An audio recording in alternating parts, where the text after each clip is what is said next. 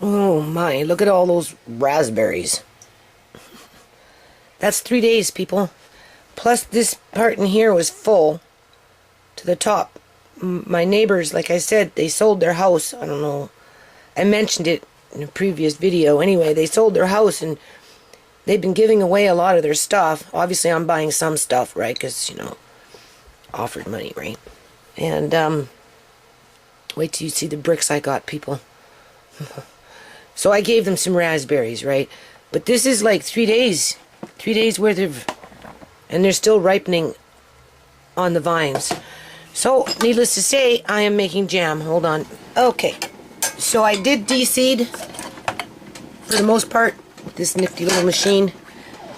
Right, that's what I got. That's about 2 jars, 2 pints. 500 mils. I think that's what they call it, as a pint. This is a half pint. The small ones are a half pint, right? Aren't they? Anyway, you can see... Right, there's a few seeds that got through, but that's okay. Andre said still keep the seeds, but I want to try something different here. Next batch, right? I'm going to make another batch of jam after this, and then whatever after comes along, I'll probably freeze them, right? Because I still have dehydrated raspberries. But I don't have raspberry jam. So anyway, what I'm going to do here now, right, is I'm going to take this. I'm going to boil up myself some water first, and then I'm going to put all this into there, and then I'm going to let it seep for a while to try and wash off the raspberry from the seeds before I dehydrate the seeds. And then after the seeds are dehydrated, then I will grind that up in a little grinder as I need it. Hold on a minute. Okay, people, so as you can see, I washed the seeds with a small pot of hot water. Then I just kind of used water to rinse the juice and put it back in there and let it sit for a few minutes, stirred it around. The hot water is just to loosen up the berry off the seed, right? That's what I'm trying to do here, right? I don't know. I'm making juice too. And then I'm just pouring it in here, right? Just going to run it through and then run this through. Right, hold on. Okay, so that's where we're at right now. Here's a little bit of raspberry juice. Just needs a bit of sugar. Andre likes lemon juice, so I'm going to squeeze 1 whole lemon into this and then just sweeten it up with a bit of sugar or honey or whatever, right? And then that's just a little bit of leftover raspberry juice from this. Then I just laid this out very, very thin. Okay. I want to sun dry it, but I don't trust these raccoons, so I don't know.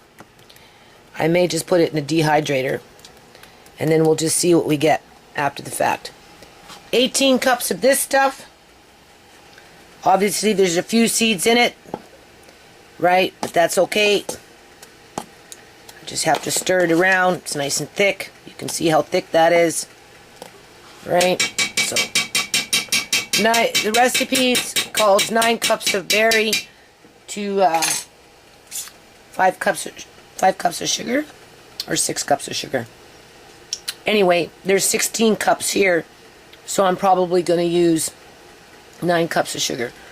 Half, anyway, right? We'll see. Hold on. Okay, so 16 cups of berry juice, mostly, and just pulp, with a few seeds, right? And then the recipe called, it's an old one, right? 9 cups of berry to 6 cups sugar. In this case, we had 16 cups. So I just put in 9 cups of sugar, so that's 4.5 cups of sugar to 8 cups of this berry. I'm just going to stir it around. I'm going to taste it. And if it's sweet enough, I'm just going to leave it as is. And then just cook it down. And then I'm going to can it. Start with 7 jars first, and then we'll see what we get after that. I'll have to maybe boil some more. This is just the way I do it. I don't mind doing double batches. I don't have a lot of time, people. So for me, they say, oh, don't do double batches, but I've always do double batches. So you just bring it to a boil, keep stirring it. The foam will eventually boil off. You just keep spurring, right? If it's spitting too much, what you want to do is you want to get it when it's spitting. When it starts spitting and you got jam everywhere, you're getting to the point where it's ready, right? So anywhere from 15 minutes to 20 minutes. Anything after that, you're going to start getting into syrup. Anything more after that, you start getting into candy, right? But for now, after I do this, I'll show you, and then we're going to do a little yard check, and then I'm going to upload this, and then I'm going to make a small one regarding Uncle John's Court. Hold on. So yeah, jam isn't that hard to make. Don't let the foam discourage you. It will boil off. I don't know why they tell you to skim it, because if you cook it long enough, well, you have to, right? This is not with none of that pectin stuff, right? This is just straight up grandma's jam, right? With the sugar and the, see? Do you see? 50 cents. This is grandma's jam. Right? It's right there. See? Only I put in 16 cups or 9 cups of sugar. I lowered the sugar. When was this published? I like old books, people, still to this day. Well, not that long ago. Okay, I want to show you something here. As you can see what's happened. It's foamed right up. In this instance, you just keep stirring and don't panic. Blow on it a little bit if you have to, just to break up the bubbles. Turn down your heat. It started at max, brought it to a boil, and quickly went to that mode, sorry. Right? But if you keep stirring, you turn down the heat, it will calm down. And if you can see, even at 5, it's so hot. Look how it's boiling. So you want to keep stirring so that the sugar doesn't stick to the bottom of your pot. So if you notice, I like this pot, right? Because my arms are not in a pot where it's spitting up and, oops, hold on, out. Okay, as I was saying, I like this size pot. I don't like the real tall ones making jam because it's too hard for me to stick my arm in there.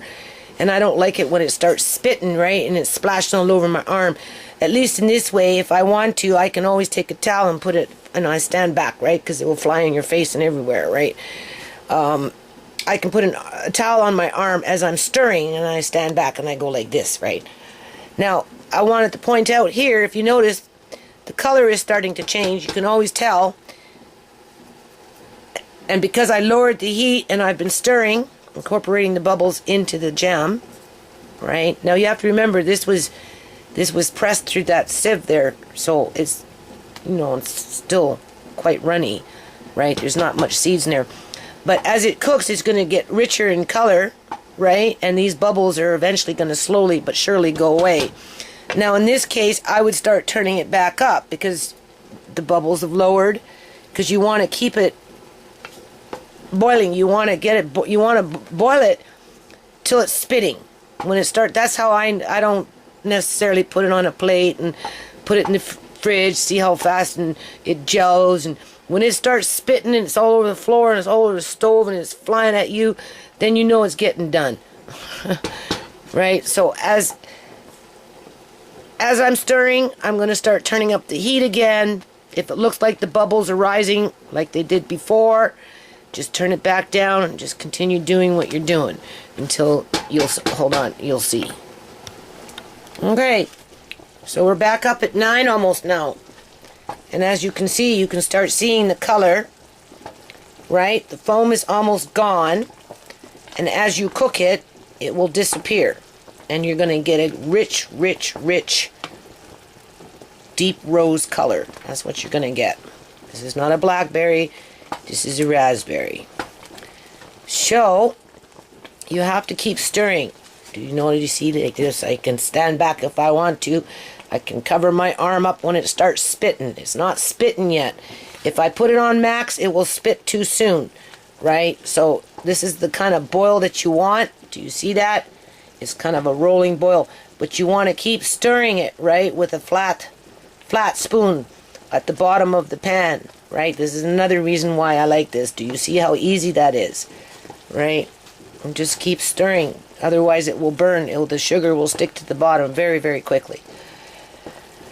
And this is where you just got to be patient. For me, the part that I don't like the most in terms of making any kind of jam really is going around wiping up the spit spots, right? I know I have to wipe the floor and wipe the stove, and it's on my counter, and you know, it's everywhere, right?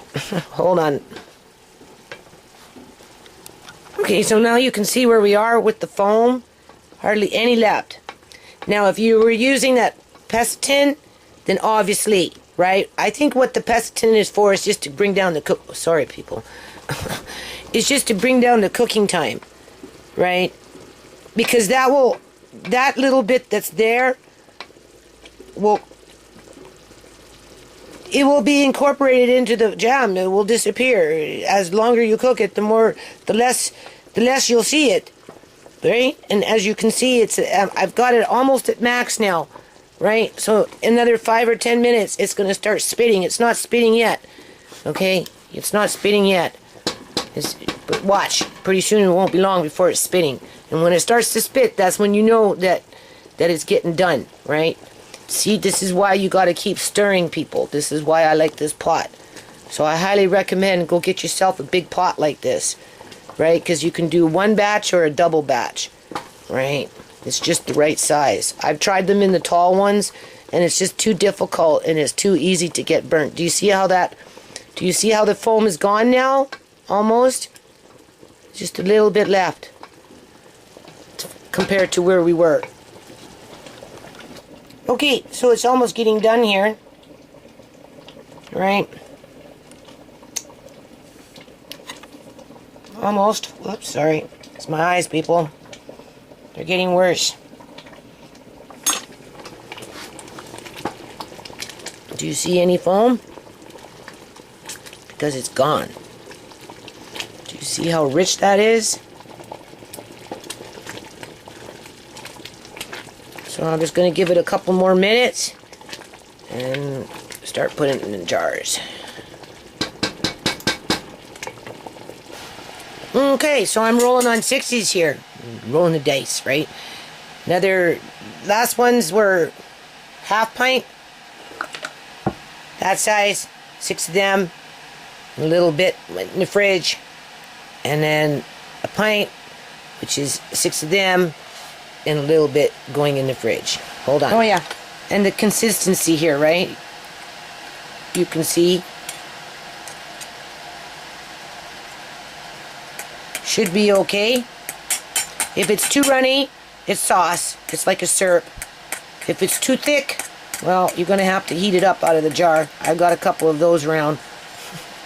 Do you see how it's starting to spit, people? Alright. Okay, people, so even though I did it through that little food mill, there is still a fair amount of seeds. But you've seen how much seeds I took out, right? So raspberry is very seedy, people.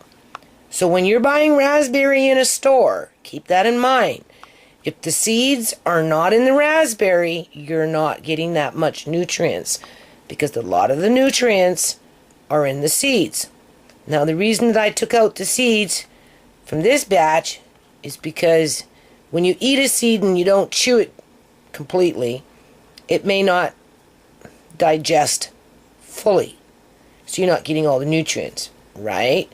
Whereas if you take them out and then grind them up later, when you're using them for cake or smoothies or whatever, you're more apt to get more nutrients. People actually pay for raspberry seeds. Go online, look it up. They will pay for raspberry seeds, people. I don't know if I'd pay for raspberry seeds. I'll let you know after I experiment with them for a while. But in the meantime, twice as much was taken out. So there, now we're going to just go outside and do a bit of a yard check. Hold on. Okay, people. My neighbor is keeping me busy. Do you see that? That's all blankets. That type of thing. Here's some more over there. Do you see? Some of my kids are moving out. So as these people are doing what they're doing, I brought home an extra bed so that when they leave, they can take their bed with them. And we've got one little fish in there left. I gotta pour this in there now. Get this out of here. As you can see, things are growing like mad now, right?